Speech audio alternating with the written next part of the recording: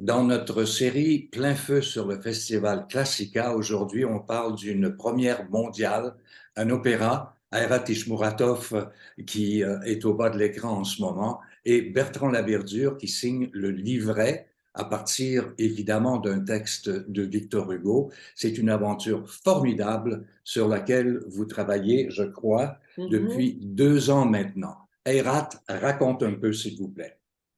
Enfin, la première rencontre, nous avons discuté hier avec Marc Boucher. Il nous dit que c'est vraiment 4 ans que première fois nous avons rencontré dans le café et on commence à discuter ça. Je lui ai dit, écoute, j'ai une idée de composer un opéra. Il m'a dit tout de suite, c'est quoi le sujet? Et je lui ai dit, écoute, j'ai un livre, livre par Victor Hugo qui j'ai lu, j'étais 16 ans et j'étais complètement capoté avec ce sujet. Il m'a dit tout de suite, écoute, je connais une librettiste. Et ça commençait à partir de ça. Après, ça a pris presque 12 ans. On parlait, on a discuté plusieurs choses, on a fait plusieurs plans. J'ai fait l'application pour les grandes et pour les subventions. Et finalement, j'ai réussi d'avoir une subvention de Conseil des arts de Longueuil que j'ai apprécié énormément et ça m'aidait énormément. C'est une subvention pour la longue durée pendant 12 ans.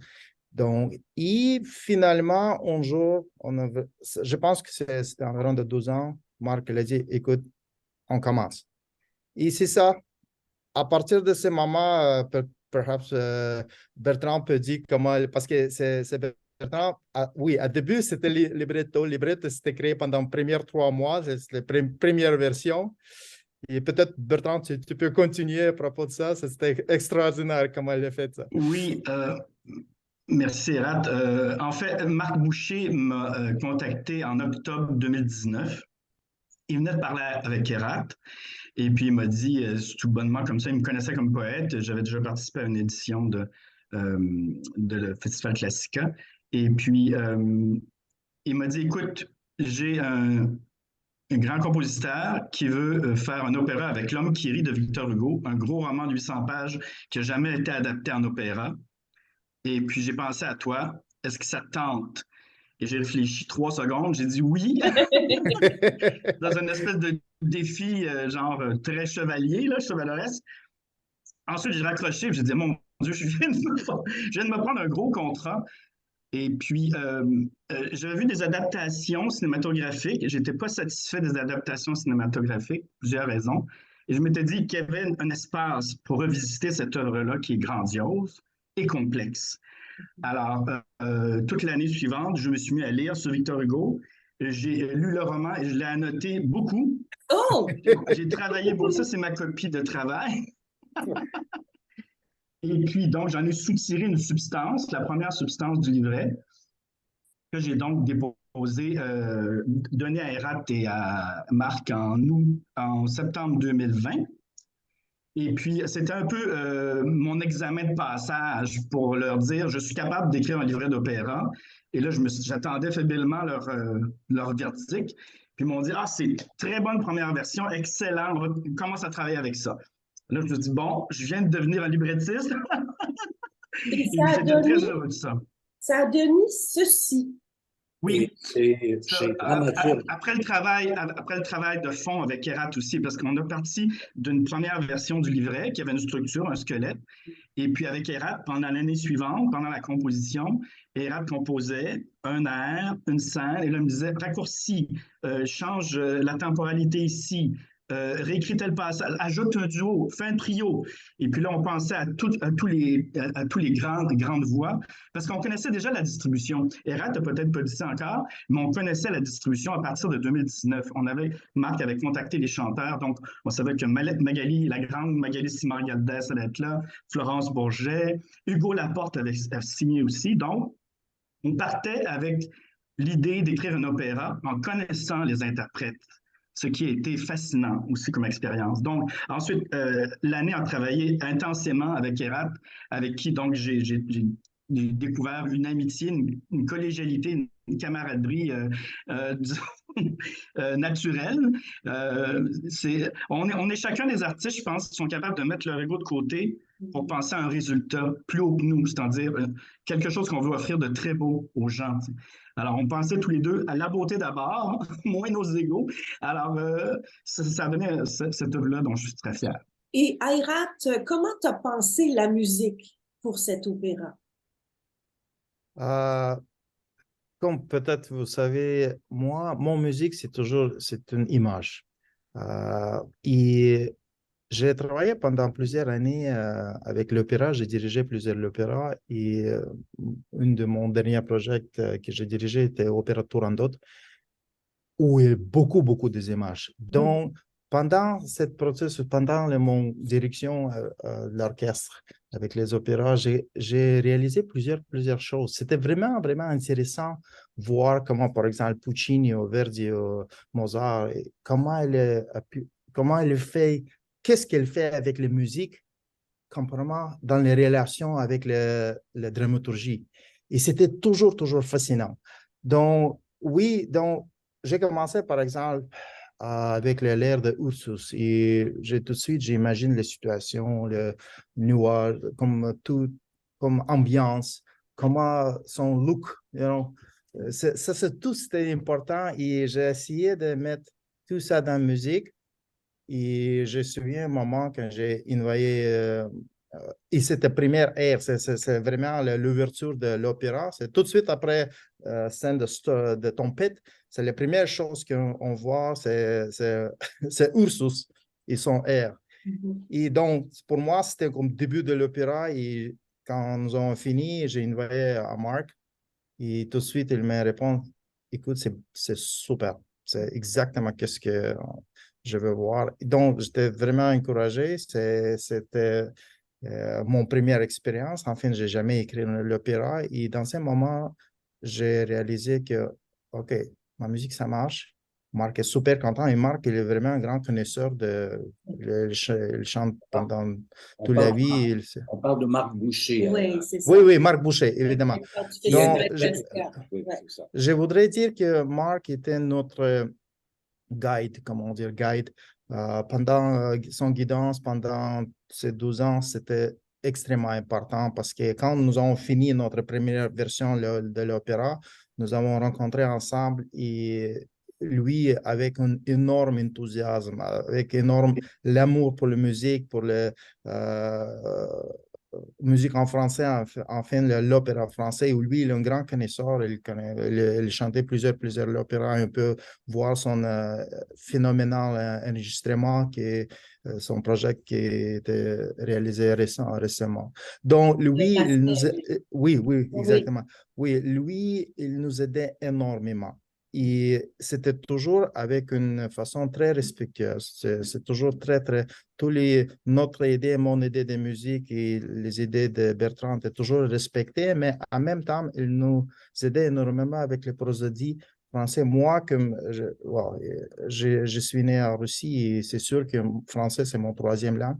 Et moi, je peux pas, c'est pas la même chose, mon connaissance particulièrement de l'écriture pour le français. Maintenant, après 12 ans, je pense que j'ai appris beaucoup de choses. Et ça, c'est sûr qu'avec énorme aide de Marc Boucher. Et moi et Bertrand, nous apprécions énormément son aide, c'est sûr. Et lui est un grand ami, c'est pas seulement notre boss, mais en même temps, lui, il est un grand ami et on est très chanceux d'avoir dans notre équipe. Ayrat, tu as dédié cette œuvre, cet opéra qui sera créé, parce que ça va être la première fois que ça va être créé, naturellement, à deux personnes spéciales, très spéciales, qui sont des mécènes, des grands mécènes pour le monde musical. Deux personnes extraordinaires. Parle-nous d'eux et pourquoi tu leur as dédié cette œuvre. Well, je pense que dans le monde classique ici à Montréal, tout le monde connaît Jacques Marchand et sa femme Marie-Christine. Écoute, dans la vie de plusieurs compositeurs et dans la vie de plusieurs musiciens, si on parle à propos de Tchaïkovski, c'est pas nécessairement, je comparais moi-même à Tchaïkovski, non, pas du tout. Mais si on prend le Tchaïkovski et Nadezhda von Meck, son médecin. Il a fait une énorme différence dans sa vie. À cause de cette subvention, il était capable de créer tous les chefs-d'œuvre qui ont maintenant, c'est un grand classique.